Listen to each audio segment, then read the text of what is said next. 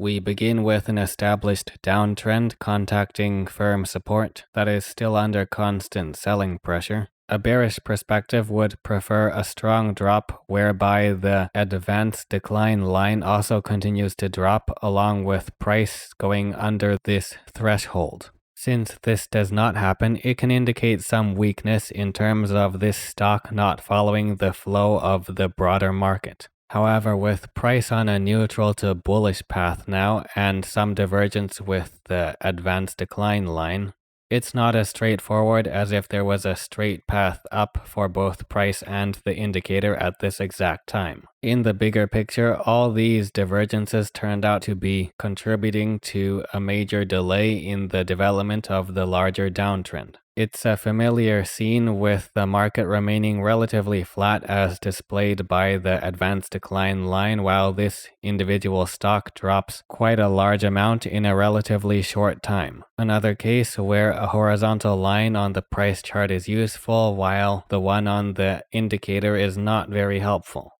With more divergence and failure for the stock to get above established resistance, it's not too unusual to see the return back to another sizable downtrend. And to end the example off on a positive note, we see the reverse occur for a major uptrend originating from prolonged divergence where this stock began to take a bullish stance far in advance of the broader market, which was mostly bearish to neutral during the same approximate time.